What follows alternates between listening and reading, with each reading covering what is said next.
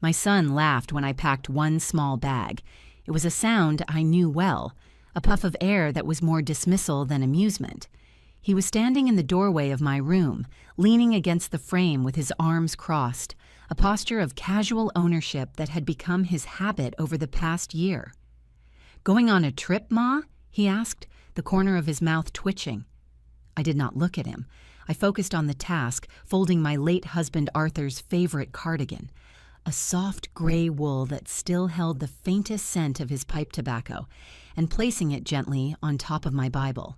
The bag was a simple canvas tote, the kind you get for free when you donate to the public radio station. It was hardly a suitcase. It was an insult. And that, I believe, was the point. He thought he was watching a performance, a bit of harmless theatrics from an old woman who had forgotten her place. What he didn't understand, what he couldn't possibly see from his position of comfortable authority, was that this was not an act of desperation. It was an act of arithmetic. I had been doing the math for 6 months in a small spiral notebook I kept tucked between my mattress and the box spring. The numbers told a story of slow erosion, of promises that had turned to dust. And so, when he laughed, I did not get angry. I did not cry. I simply closed the zipper on the little bag, the sound unnaturally loud in the quiet room. A plan that exists only in your mind is a fragile thing, a dream. But a plan that has a sound, a physical weight, a zipped bag sitting on a neatly made bed, that is something real. He would learn that soon enough. He stopped laughing when he saw who was waiting for me in the car. But that came later. First, there was the silence that followed his laughter, a silence where I had to hold my own ground, rooted in the simple, terrifying knowledge that I was finally done accepting less than I was worth. It had all started with the best of intentions, as these things so often do. After Arthur passed, the house in Ensley felt like a museum of a life I no longer lived. Every chair held his shape, every corner echoed with a memory. The quiet was the worst part. It wasn't a peaceful quiet, it was a heavy, listening quiet, the kind that magnifies the creak of floorboards and the hum of the refrigerator into a symphony of absence. Marcus and his wife Tanya had sat me down at my own kitchen table, their faces etched with sincere concern. The table was the one Arthur had refinished himself, its surface smooth and warm under my trembling hands. "Ma, this house is too much for you," Marcus had said, his voice gentle. He reached across the table and covered my hand with his. His hands were strong, like his father's, but they lacked the calloused patience Arthur's had held. "It's just not practical. The upkeep, the taxes. You shouldn't have to worry about all that now." Tanya nodded, her expression soft. "We want you with us, Ruth. We've got that extra bedroom downstairs. It has its own bathroom. You'd have your privacy, but you wouldn't be alone." Grief makes people very easy to persuade. The logic felt sound, comforting even. They were right. The house was too big. The loneliness was a physical weight. The idea of family, of the sounds of my grandchildren, Jordan and Maya, running through the halls, felt like a lifeline. We talked about the finances. It was all very clear, very sensible. I would sell the house Arthur and I had bought with 50 years of hard work, and the proceeds would go into a secure account for my future. I would contribute a small, fixed amount from my pension each month to their household expenses. A token, Marcus called it. "Just to cover your groceries, Ma, nothing more," he'd assured me. "This isn't about money, this is about family, about us taking care of you for a change." For the first few months, it was exactly that. My room was bright and clean, with a window that looked out onto Tanya's rose garden. Jordan and Maya would burst in after school, full of stories, their bright energy filling the space. Tanya would bring me a cup of tea in the evenings, and we'd watch the news together. Marcus would come home from his job at the plant, kiss my cheek, and ask how my day was. It felt like I had made the right decision. The heavy, listening quiet of my old house was replaced by the warm, chaotic hum of a family. The shift was so gradual I barely noticed it at first. It began with small things. "Ma, could you pick up a few things from the store for me? I'm running late," Tanya would call from the hallway. Then, later, "Oh, I forgot to give you the cash for that." Can we settle up at the end of the month? The end of the month would come and go, and it would be forgotten. It felt petty to bring it up. It was just groceries. Then it became other things. "Hey, Ma," Marcus said one evening, catching me in the kitchen as I was making a pot of coffee. He was holding a pale blue envelope. "The power bill is it's insane this month. I don't know how we're going to swing it. We're a little short." He looked at me, his expression a careful mixture of stress and helplessness. I knew what he was asking. "How much do you need, son?" I asked. "Just to get us over the hump," he said, relief flooding his face. "I'll pay you back on the 1st. The 1st of the month became a moving target. I gave him the money, of course. He was my son. You help your children. That is the rule. But I noticed a pattern. The requests always came at the end of the month, when his own resources were thin and my pension check had just been deposited. They were always framed as emergencies, as temporary shortfalls. Apparently, ambition works both ways. His ambition to build a life and the ambition of his expenses to outpace it. The first time I felt a true cold knot of unease was about 6 months in. I was balancing my checkbook, a habit Arthur had drilled into me. Meticulous, he always said. Be meticulous with your money and it will be loyal to you. I saw the withdrawal for the light bill, the extra cash for the groceries, the loan for the car repair. The amount I had contributed that month was nearly double our agreed-upon arrangement. When I added it all up, more than half of my pension was gone, absorbed into the running of his household. I closed the checkbook. The house was quiet, the children were asleep, and the low murmur of the television came from the living room, where Marcus and Tanya were watching a movie. My little room, once a sanctuary, suddenly felt like a cage lined with their expectations. I was no longer a mother being cared for. I was a resource being managed. The conversation was one I dreaded. I waited until a Saturday morning, when the mood in the house felt light. Tanya was taking the kids to the park. I found Marcus in the garage, tinkering with the lawnmower. The air smelled of gasoline and cut grass. "Marcus, can we talk for a minute?" I asked, my voice sounding smaller than I wanted it to. He looked up, wiping his greasy hands on a rag. "Sure, Ma, what's up?" I held my checkbook register in my hand, my fingers tracing the neat columns of numbers. "It's about our arrangement, the financial one." His body tensed. It was almost imperceptible, a slight tightening of his shoulders. "What about it?" "We agreed on a set amount for me to contribute each month," I began, trying to keep my tone even. "But for the last few months, it's been quite a bit more than that, with the bills and other things." He tossed the rag onto his workbench and sighed, a long, put-upon sound. "Ma, things are tight right now. You know that. My hours got cut back a little. Tanya's part-time. We're doing our best here." "I know you are, son.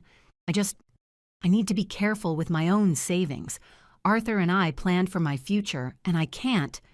He cut me off, his voice rising just a little. "Are you saying you don't want to help your own family? We took you in, Ma. We opened our home to you. I thought we were all in this together." The words were a perfectly aimed blow. Guilt. It was a tool he was learning to use with precision. He was making this about love, about loyalty, when my numbers told me it was about something else entirely. "Of course I want to help," I said quietly, "but an agreement is an agreement. I need to be able to rely on what we decided." He shook his head, a look of disappointment on his face. "I just can't believe this. After everything we've done. Fine. If it's that big of a deal, we'll figure it out."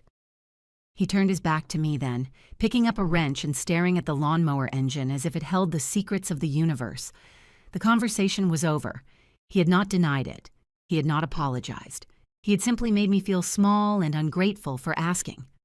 I walked back into the house, the smell of gasoline clinging to my clothes. The knot of unease in my stomach had hardened into something cold and heavy.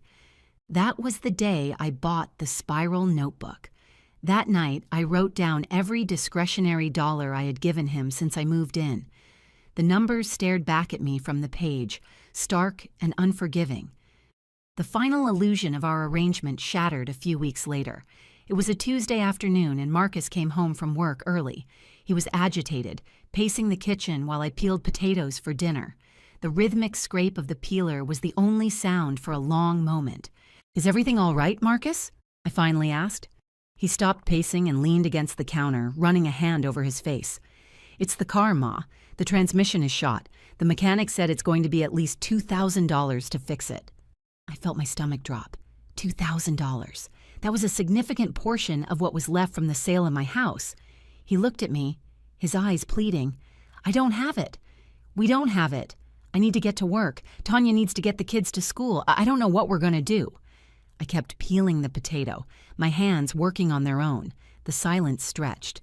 I knew what he was waiting for.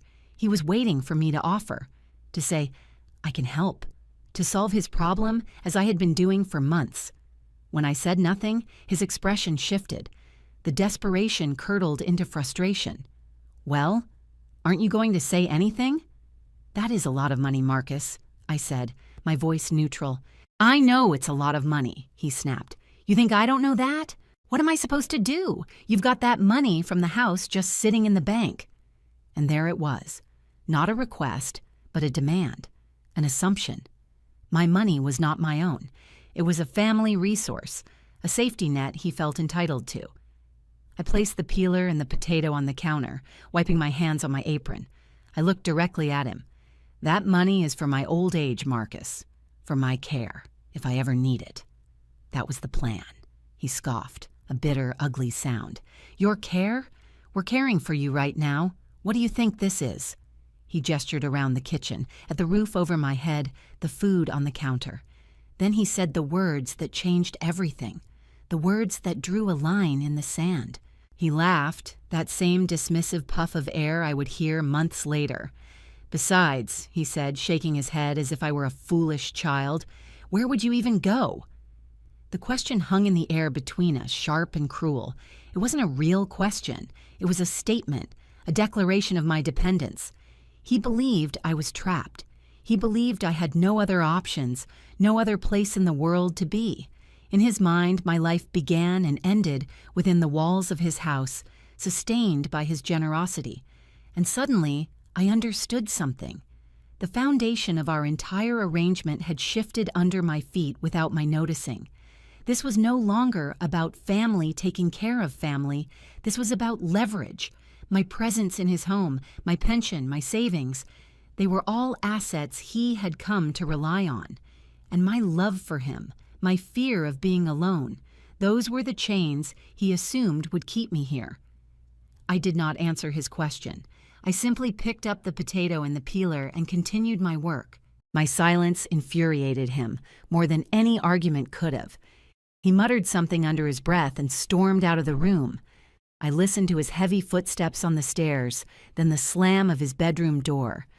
I stood at the counter for a long time, the potato growing warm in my hand. Where would I even go? The question echoed in the quiet kitchen.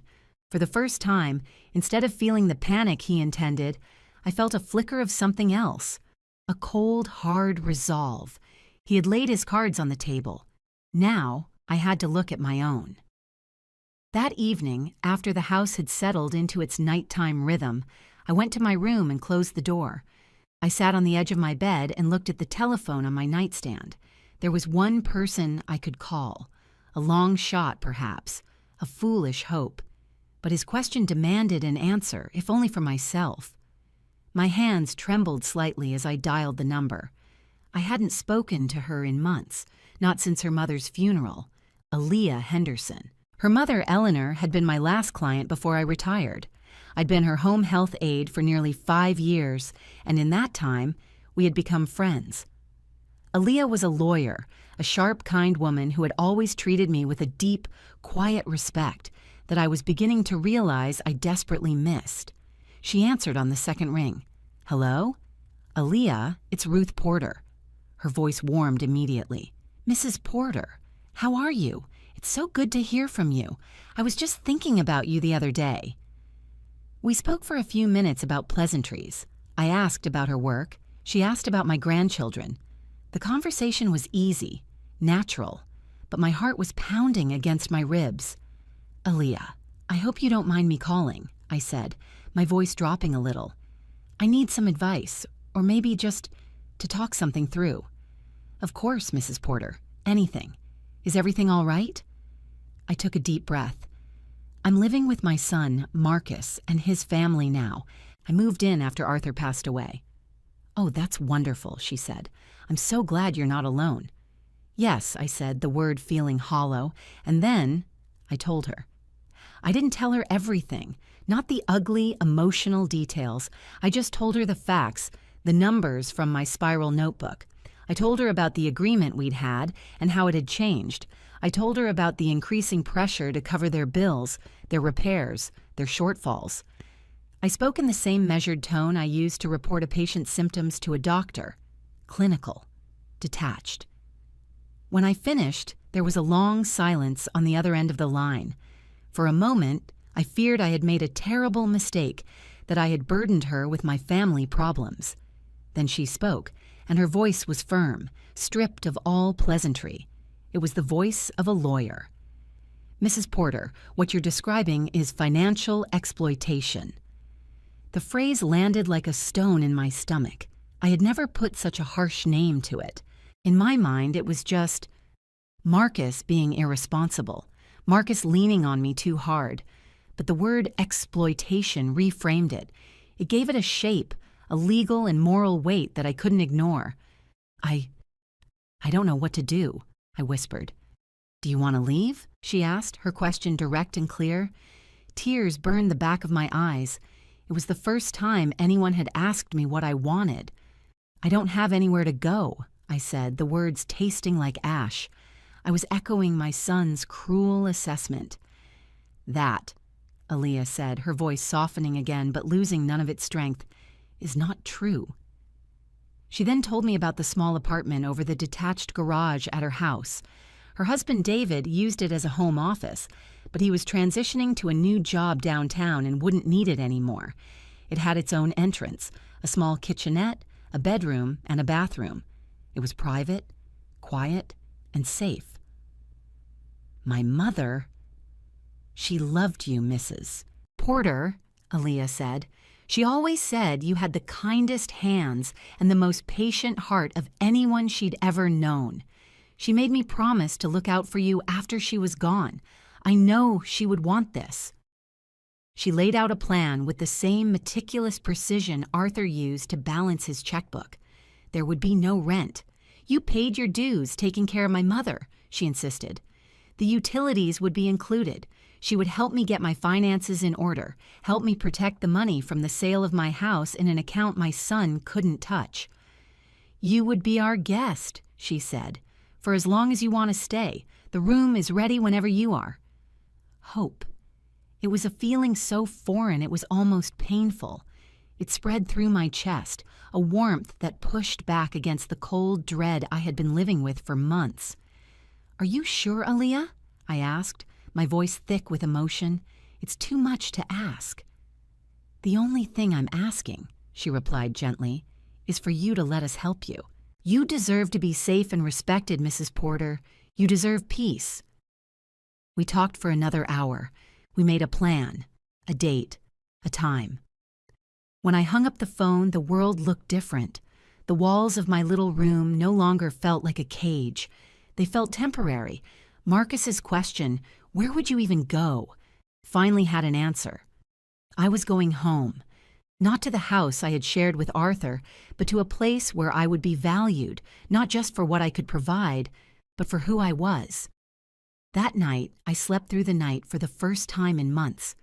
In the 2 weeks that followed my call with Aaliyah, I moved through my son's house like a ghost. I performed my duties. I cooked, I cleaned, I watched the children. But a part of me was already gone. I was simply waiting. The quiet confidence this gave me seemed to unnerve Marcus. He had expected me to be contrite after our argument about the car, to eventually give in and offer the money. When I didn't, a new tension settled in the house. He and Tanya began having hushed, urgent conversations in rooms they thought I couldn't hear. I would be folding laundry in the utility room and catch snippets from the kitchen. "Can't believe she's being so stubborn." That was Tanya. acting like we're trying to rob her. That was Marcus, his voice laced with indignation. It's for the family. One evening, I was in my room reading when I heard them in the hallway just outside my door. They must have thought I was asleep. "Did you talk to her again?" Tanya whispered. "I tried," Marcus sighed. "She just gets this look on her face, quiet, like she's 1,000 miles away. She said she needs to think about her budget." "Her budget?" Tanya's whisper was sharp. "The rent is due in 6 days, Marcus, and the utility payment. We were counting on her help for the car so we could use that cash." I know, don't worry."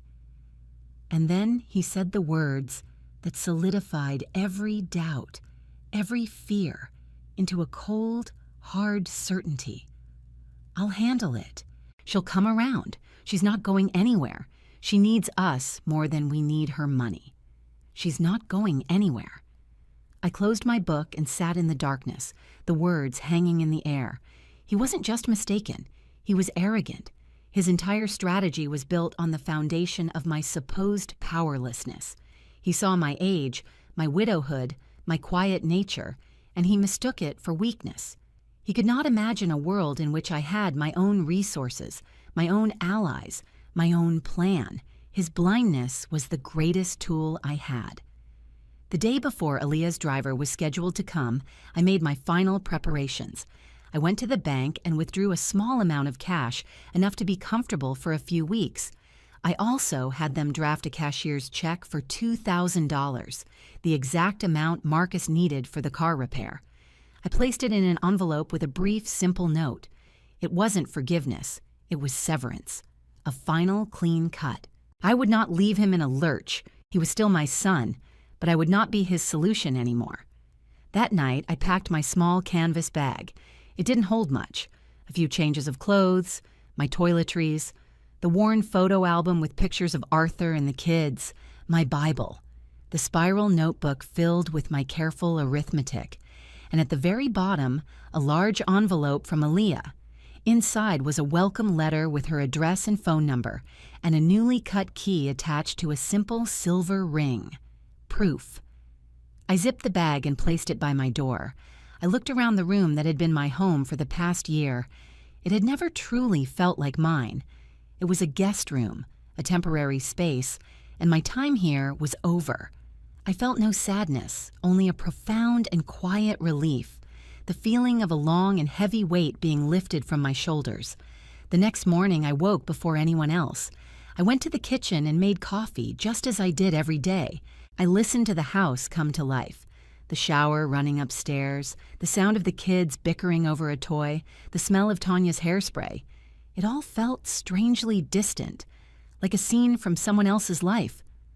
Marcus came down first, grabbing a mug from the cabinet. He barely grunted a good morning. He was still angry, still punishing me with his silence for my refusal to fund his life. I simply poured him a cup of coffee and sat down at the table. He took a sip and looked over at me. "So, have you thought about it?" he asked, his tone casual, as if he were asking about the weather. "About what, Marcus?" I asked, my voice calm. "The car, Ma, about helping us out." "I have," I said. I slid the envelope with the cashier's check across the table. "This is for the car." Relief washed over his face, so potent it was almost comical. It was followed by a flicker of triumph. He had won. His stubborn mother had finally seen reason. He picked up the envelope but didn't open it. "See? I knew you'd do the right thing," he said, his voice magnanimous. "I told Tanya you just needed some time." I didn't respond. I just took a sip of my coffee. My composure seemed to bother him more than my defiance had. He wanted me to be grateful for the opportunity to help him. He wanted me to be apologetic. I was neither. I finished my coffee, stood up, and rinsed my mug in the sink. Then I walked back to my room. He followed me, leaning in the doorway as I put on my jacket and picked up my purse. That was when he saw the small canvas bag sitting by the door. And that was when he laughed. "Going on a trip, Ma?" he asked, the sound echoing the start of this whole final chapter. I walked past him without a word, the bag in my hand. I could feel his bewildered gaze on my back. I went to the small table in the entryway where Tanya kept the mail and placed the envelope with my room key on top of a stack of catalogs. Then I walked to the front door and opened it. The morning air was cool and crisp. The sun was bright, making the dew on the lawn glitter. It was a beautiful day to start a new life. I walked down the short concrete path toward the street. "Ma, what are you doing?" Marcus called from the doorway, his voice a mixture of confusion and irritation. "Where are you going with that stupid bag?" I didn't turn around. I just kept walking. I reached the edge of the curb and stopped, and I waited. He came out onto the porch, his arms crossed, that familiar smirk back on his face. He was certain this was some kind of bizarre bluff, a desperate play for attention. He was watching the final pathetic act of a powerless old woman. "All right, Ma, joke's over," he said, his voice carrying across the neatly trimmed lawn. "Come on back inside. What would the neighbors think?" I remained silent, my back to him, my eyes on the quiet suburban street. I could hear the distant sound of a lawnmower starting up, the cheerful chirping of sparrows in the oak tree overhead. And then I heard another sound, the low, smooth hum of an engine. A car, a large black sedan, turned the corner and glided toward us. It was impeccably clean, the kind of car a person of means would own. It slowed and pulled up directly in front of me, its engine purring quietly. The back window slid down with a soft whir. Aaliyah Henderson was sitting in the back seat. She smiled at me, a warm, genuine smile that reached her eyes. "Good morning, Mrs. Porter," she said. "Are you ready?" I saw the moment the world shifted for my son. I didn't even have to look at him. I could feel it. I felt the smirk evaporate from the air. I felt his casual confidence crumble into dust. I turned my head slightly, just enough to see him out of the corner of my eye. He was standing frozen on the porch, his arms no longer crossed. They hung limply at his sides. His mouth was slightly open. His eyes were wide, darting from the expensive car to the elegant woman in the back seat, and then to me. He recognized Aaliyah. He had met her a few times when her mother was still alive. He knew who she was. He knew she was a lawyer. The driver, a kind-faced man in a simple uniform, got out and came around to open my door. "Let me take your bag for you, ma'am," he said, his voice respectful. I handed him the small canvas tote, and he placed it carefully on the seat beside Aaliyah before holding the door for me. I got into the car. The seats were soft leather, and the air inside was cool and smelled faintly of lavender. It was the quietest car I had ever been in. I looked back at my son one last time. He was still standing on the porch, a statue of disbelief. The laughter was gone. The certainty was gone. In its place was a raw, dawning comprehension.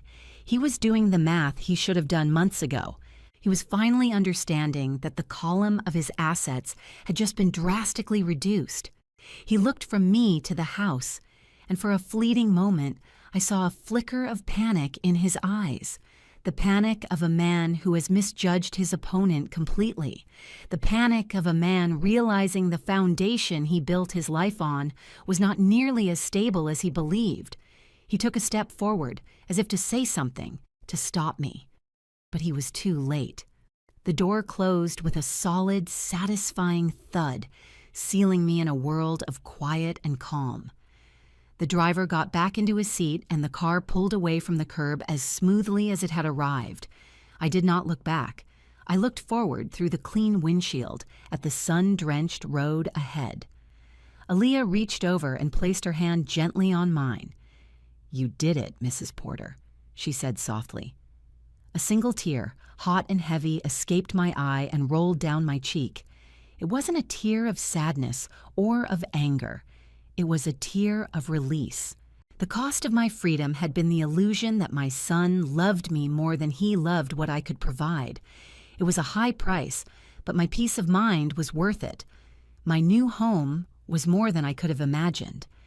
The apartment over the garage was filled with light. Aaliyah had furnished it simply but beautifully, with a comfortable armchair for reading, a small table by the window, and a bed with a thick, soft quilt. She had even stocked the little kitchenette with coffee, tea, and my favorite brand of oatmeal. On the nightstand, there was a vase with a single, perfect yellow rose from her mother's garden. For the first week, I did very little. I slept late. I sat in the armchair and watched the birds at the feeder outside my window. I walked in Aaliyah's garden, touching the soft petals of the roses Eleanor had loved so much. The quiet here was different from the quiet in my old house. It wasn't a listening, heavy quiet.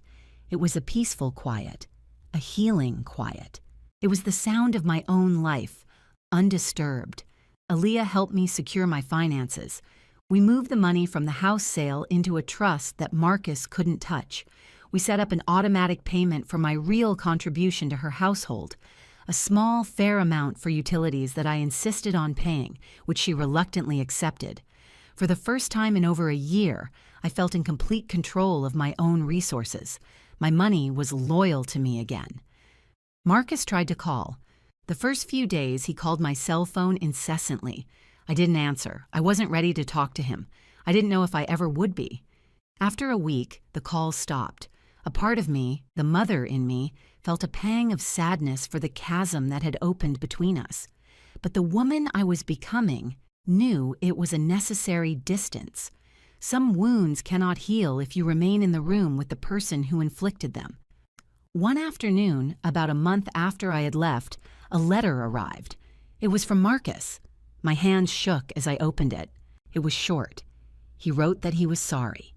He wrote that he and Tanya were struggling, that they had made mistakes. He wrote that the house felt empty without me. He asked if I would consider coming home. I read the letter twice. The words were the right ones, but they felt hollow. He was sorry we were struggling. He missed my presence. He never once acknowledged what he had done, the slow, methodical way he had taken advantage of my love and my trust. He was not sorry for his actions.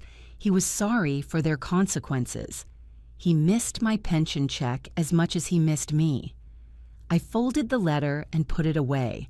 Perhaps one day we could have a different kind of relationship, one built on honesty and respect instead of obligation and dependence. But I would not be going back. I couldn't. The woman who had lived in that guest room, who had silently paid bills that weren't hers, who had allowed her son's needs to eclipse her own, she didn't exist anymore. I had left her on that porch, standing in the shadow of my son's disbelief. My life now is small, but it is entirely my own. I have my peace, my dignity, and my independence. Some evenings I sit by my window and look out at the setting sun, and I think about Marcus. I don't feel anger anymore, just a quiet, lingering sadness for the son I thought I had and for the man he chose to become. He laughed because he couldn't imagine me having a life beyond him. His failure of imagination was not my cage. It was, in the end, my key. He thought my small bag was a symbol of my defeat. He never understood that all a person really needs to carry is their own self-worth, and that is something that fits into the smallest of bags and weighs nothing at all.